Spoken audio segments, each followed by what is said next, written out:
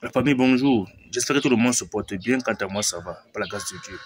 Aujourd'hui, je suis tombé sur une vidéo. La vidéo en question, franchement, m'a donné la chair de poule. Je vous assure. Dans tous les cas, suivez d'abord la vidéo et puis on se prend après la vidéo. Suivez très bien la vidéo. Faites très attention à vos amis. Le dehors est gâté. Hier, on était à la messe de grâce d'un de mes cousins qui est décédé l'année passée. Alors, mon cousin vendait les pochettes de téléphone. Vous savez, pour prendre les gens dans la secte aujourd'hui, c'est très facile. Si vous n'êtes pas vigilant, si vous n'êtes pas un enfant que le père vous a appris que pour avoir 2, il faut faire 1 plus 1 là, on peut vous prendre facilement. Lui vendait les pochettes de téléphone au marché central. Il gagnait bien son argent.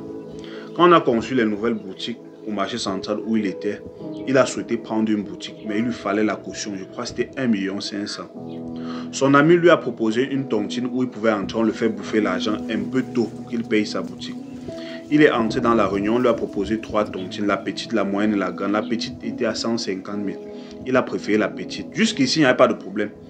Il a bouffé son argent, je crois, c'était 2 millions combien. Il a payé sa boutique, il a mis sa marchandise, il vendait et il cotisait sans problème. Sans problème, la cotisation est même finie, on a lancé le second tour. Maintenant, quand on lance le second tour, il a pris maintenant l'argent, il voulait vendre aussi les téléphones portables d'occasion. Alors, il a donc programmé dans son voyage pour Dubaï pour aller acheter la marchandise. Sauf que dans son business plan, l'argent qu'il avait ne suffisait pas. Il est venu donc voir la famille. On a cotisé l'argent qu'on pouvait, on lui a donné.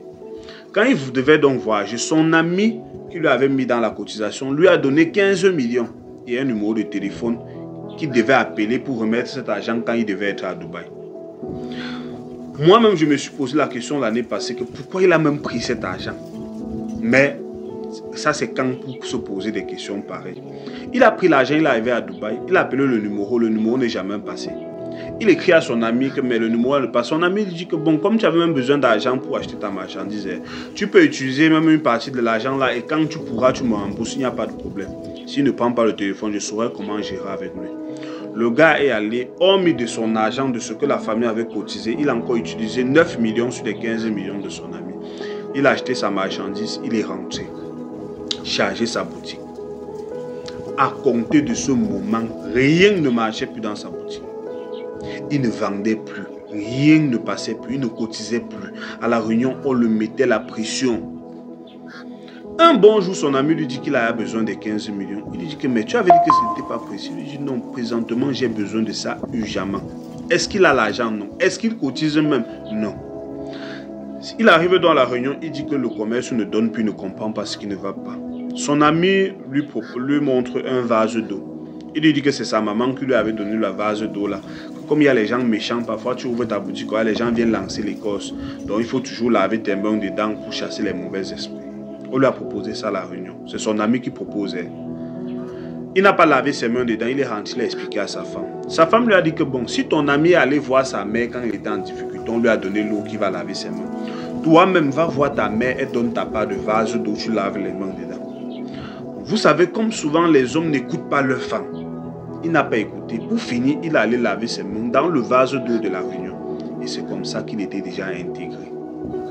Il faut dire que même après avoir lavé les mains dans le vase d'eau, les activités ne donnaient pas toujours. Il ne cotisait pas et il n'a pas pu rembourser l'argent d'autrui.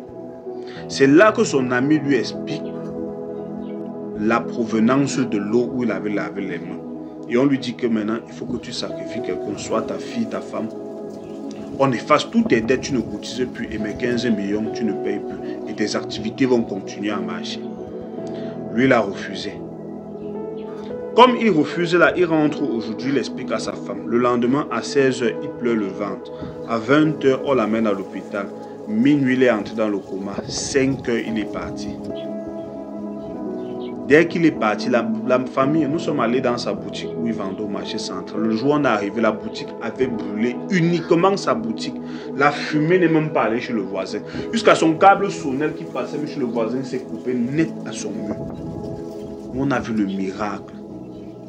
J'ai dit net, faites attention à vos amis. L'année passée, j'ai voulu parler de ça, mais bon, je me suis dit que ça ne vaut même pas la peine. Mais quand nous sommes encore allés à la messe d'Action de grâce, je me suis dit, bon, pourquoi pas, ça peut peut-être sensibiliser. Si vous pensez que cette vidéo peut sensibiliser les gens, partagez au maximum. Parce que c'est grave, hein? Ce que je vous dis ici, ce n'est qu'un aperçu. Parce qu'il y a d'autres méthodes. La vie est dure, il faut gagner de l'argent, mais pas à tous les prix. Faisons attention, surtout à nos amis. Surtout à nos amis. Si toi aussi tu estimes que cette vidéo peut sauver quelqu'un, partage. Au cas contraire, bon, on peut aussi regarder, on passe, ça sort comme ça sort.